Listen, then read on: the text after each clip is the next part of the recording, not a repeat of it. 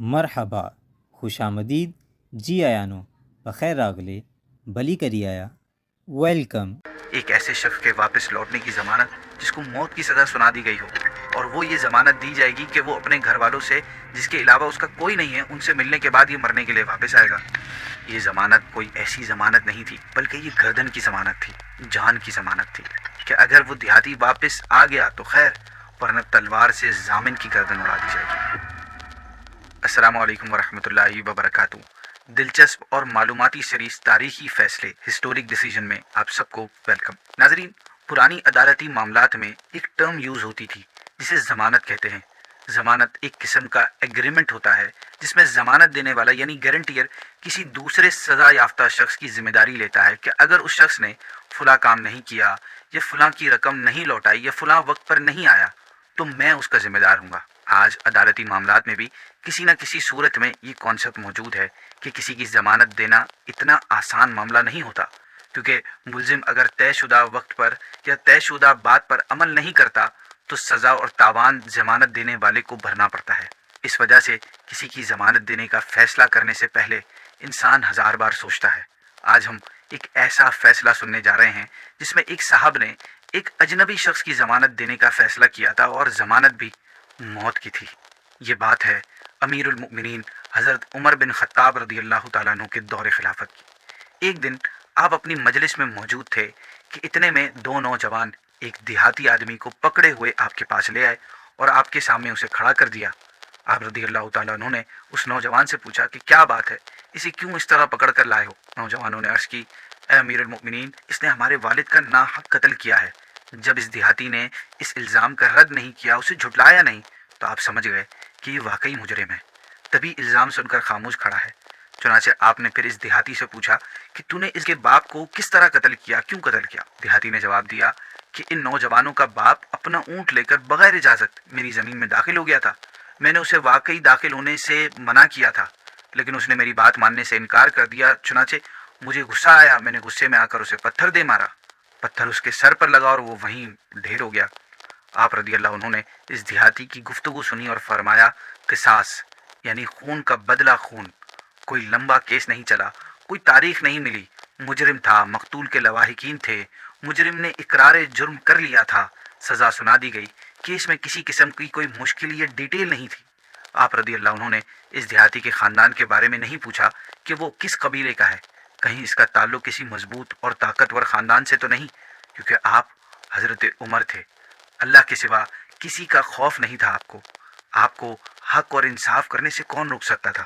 چنانچہ آپ نے اس کی موت کا فیصلہ سنا دیا۔ دیہاتی نے جب اپنی موت کا فیصلہ سنا تو اس نے آپ کی بارگاہ میں عرض کی کہ اے امیر المؤمنین، اللہ کے بعد میرے سوا میرے بال بچوں کی دیکھ بھال کرنے والا کوئی نہیں ہے، لہٰذا میں آپ کو اس کی ذات کا واسطہ دے کر گزارش کرتا ہوں کہ جس کے سبب آسمان و زمین قائم ہے، کہ آپ مجھے صرف ایک رات کے لیے چھوڑ دیں تاکہ میں گاؤں جا کر اپنی بیوی اور بچوں سے ملاقات کر لوں اور انہیں اس بات سے آگاہ کر دوں کہ ان قریب میں قتل کر دیا جاؤں گا۔ اللہ کی قسم، انہیں اس بات سے آگاہ کر کے میں آپ کی خدمت میں دوبارہ واپس آ جاؤں گا۔ آپ نے اس سے فرمایا، تو گاؤں جانے کے بعد مرنے کے لیے میرے پاس واپس لوٹ کر آئے گا، اس کی ضمانت کون دے گا؟ آپ کی بات سن کر کراؤڈ بالکل خاموش ہو گیا۔ ناظرین، کیونکہ وہاں موجود لوگوں میں کوئی بھی اس دیہاتی کا نام تک نہیں جانتا تھا، نہ ہی کوئی اس کے گھر یا خاندان کے بارے میں کسی کو پتا تھا، پھر ایسی صورت میں بھلا کون اس کی واپسی کی ضمانت دے سکتا تھا؟ ایک ایسے شخص کے واپس لوٹنے کی ضمانت جس کو موت کی سزا سنا دی گئی ہو، اور وہ یہ ضمانت دی جائے گی کہ وہ اپنے گھر والوں سے جس کے علاوہ اس کا کوئی نہیں ہے ان سے ملنے کے بعد یہ مرنے کے لیے واپس آئے گا۔ یہ ضمانت کوئی ایسی ضمانت نہیں تھی کہ اتنا مال یہ نہیں دے پایا تو میں دے دوں گا، بلکہ یہ گردن کی ضمانت تھی، جان کی ضمانت تھی، کہ اگر وہ دیہاتی واپس آ گیا تو خیر، ورنہ تلوار سے ضامن کی گردن اڑا دی جائے گی۔ شریعت اسلامیہ کے قانون کی امپلیمنٹیشن کو رکوانے کے لیے عمر بن خطاب کے سامنے کون آ سکتا تھا؟ کون آپ کے سامنے آ کر حدود الہی میں سفارش کی جرت کر سکتا تھا؟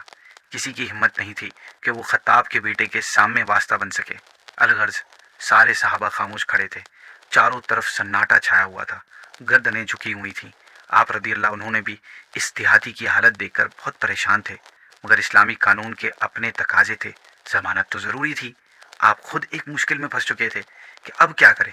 آیا اس اعرابی کو قتل کر دیں اور اس کے بال بچے بھوک سے مر جائیں، یا اسے کسی کی ضمانت دیے بغیر گھر جانے کی اجازت دے دیں.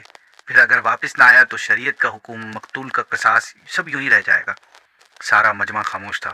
عمر فاروق رضی اللہ عنہ نے تھوڑی دیر اپنا سر جھکائے رکھا اور پھر مقتول کے دونوں نوجوان بیٹوں سے فرمایا، کیا تم دونوں اس قاتل اعرابی کا جرم معاف کر سکتے ہو؟ نوجوانوں نے عرض کی، نہیں اے امیر المؤمنین، اپنے باپ کے قاتل کو کیفر کردار تک پہنچائے بغیر ہم نہیں چھوڑ سکتے. ان کا جواب سننے کے بعد آپ خود مجمع کو مخاطب کر کے فرمایا، اے لوگو، کون مجھے اس اعرابی کی ضمانت دے سکتا ہے؟ ناظرین سب خاموش تھے. اعرابی پریشان تھا، رحم کا طلبگار تھا، ادھر ادھر دیکھ رہا تھا کہ کوئی اس کی حالت پر رحم کھائے، کوئی اس کی ضمانت دے دے. اس اعرابی کی پریشانی دیکھ کر اس کے حال پر رحم کھاتے ہوئے ایک شخص نے اس اعرابی کی ضمانت دینے کا فیصلہ کیا. اچانک مجمع میں ایک بلند آواز آئی، اے امیر المؤمنین، میں اس اعرابی کی ضمانت دیتا ہوں کہ یہ واپس لوٹ کر آئے گا. ایک موت کی سزا سنائے گئے اجنبی شخص کی ضمانت دینے کا فیصلہ کس نے کیا تھا؟ وہ ہستی جلیل القدر صحابی حضرت ابو ذر غفاری رضی اللہ تعالیٰ عنہ تھے. آپ کے کلمات سننے کے بعد عمر فاروق نے فرمایا، یہ قتل کی ضمانت ہے، قتل کی. ابو ذر نے عرض کی، میں ضمانت دیتا ہوں چاہے یہ قتل ہی کی ضمانت کیوں نہ ہو. آپ نے پوچھا، کیا آپ اس دیہاتی کو پہلے سے جانتے ہیں؟ ابو ذر نے کہا، آج سے پہلے میں اس سے کوئی میرا واسطہ نہیں پڑا، میں اسے نہیں جانتا. امیر المؤمنین نے فرمایا، پھر کس بنیاد پر آپ اس شخص کی ضمانت دے رہے ہیں؟ کس چیز نے آپ کو اس اجنبی کی ضمانت دینے پر کے فیصلے پر ابھارا؟ آپ نے فرمایا، میں اس کے اندر مومنوں کے آثار دیکھے ہیں، اس لیے میں نے بھانپ لیا ہے کہ یہ جھوٹ نہیں بول رہا، انشاءاللہ یہ ضرور واپس آئے گا. امیر المؤمنین نے فرمایا، اے ابو ذر، کیا آپ اس گمان میں مبتلا ہیں کہ اگر یہ اعرابی 3 دنوں میں واپس نہیں آیا تو میں آپ کو چھوڑ دوں گا اور آپ کی جان بخشی ہو جائے گی؟ آپ نے عرض کی، اے امیر المؤمنین، اللہ ہی سے مدد طلب کی جا سکتی ہے. چنانچہ عمر فاروق نے اس دیہاتی کو رخصت دے دی کہ وہ اپنے بیوی بچوں سے آخری کلمات کہہ کر 3 دنوں میں واپس لوٹ آئے. آپ سے اجازت ملنے کے بعد وہ دیہاتی اپنے گھر کو چلا گیا. ناظرین، وہاں موجود لوگوں کے مائنڈ میں 2 قسم کی سوچیں تھیں. ایک حضرت ابو ذر غفاری کے فیصلے کو درست مان رہے تھے، جبکہ دوسروں کے ذہنوں میں طرح طرح کے خیالات آ رہے تھے کہ اگر وہ واپس نہیں آیا تو عمر فاروق تو اسلامی معاملات میں کسی کا لحاظ نہیں کرتے. مگر حقیقت کوئی نہیں جانتا تھا کہ آپ کے اس فیصلے سے کیا ہونے والا تھا. اس اعرابی کو گئے ہوئے اب 2 دن مکمل ہو چکے ہیں. تیسرے دن جب دیہاتی نہ پہنچ سکا تو عمر فاروق نے مدینہ منورہ میں عصر کے وقت لوگوں کو جمع کرنے کا اعلان کرا دیا. قصاص طلب کرنے والے دونوں نوجوان حاضر ہو گئے. اب لوگوں کا بہت بڑا کراؤڈ جمع ہو گیا. حضرت ابو ذر غفاری بھی تشریف لے آئے اور آ کر آپ کے سامنے بیٹھ گئے. آپ رضی اللہ عنہ نے ابو ذر غفاری سے پوچھا کہ دیہاتی کہاں ہیں؟ آپ نے عرض کی، مجھے نہیں معلوم ہے امیر المؤمنین. ناظرین، ابو ذر غفاری اس وقت مسلسل سورج کو دیکھ رہے تھے جو تیزی کے ساتھ ڈل رہا تھا. تمام صحابہ کرام خاموشی کے ساتھ حیران اور پریشان سر جھکائے بیٹھے ہوئے تھے. یہ بھی سچ ہے کہ حضرت ابو ذر غفاری عمر فاروق کے دل میں بستے تھے، لیکن یہاں مسئلہ شریعت کا تھا. یہ دستور الہی کا معاملہ تھا اور نہ انہیں لوگوں کے مراتب کے اعتبار سے چینج کیا جا سکتا تھا. اور یہی ایک اسلام کی بیوٹی ہے. ناظرین، سورج غروب ہونے کے لیے ڈھل چکا تھا. سورج سے تھوڑا پہلے، غروب سے تھوڑا پہلے سورج کی سرخی نظر آنے لگی تھی اور چند ہی لمحوں میں اب وہ پوری طرح سے غروب ہونے والا تھا اور تیسرا دن اپنے اختتام کو پہنچنے والا تھا کہ اچانک وہ اعرابی سامنے سے آ گیا. اس کے دیکھتے ہی عمر فاروق نے بلند آواز سے اللہ اکبر کا نعرہ لگایا. آپ کے ساتھ ہی تمام مسلمانوں نے بھی نعرہ تکبیر بلند کیا اور وہ اعرابی تیز قدموں سے چلتے ہوئے لوگوں کے مجمع میں پہنچ گیا. امیر المؤمنین نے اس سے فرمایا کہ اے آدمی، ہم تجھے نہیں جانتے، نہ ہی ہمیں تیرے گھر کا پتہ معلوم ہے. اگر تو اپنے گاؤں میں رک جاتا تو ہم تجھے ڈھونڈ ہی نہیں پاتے.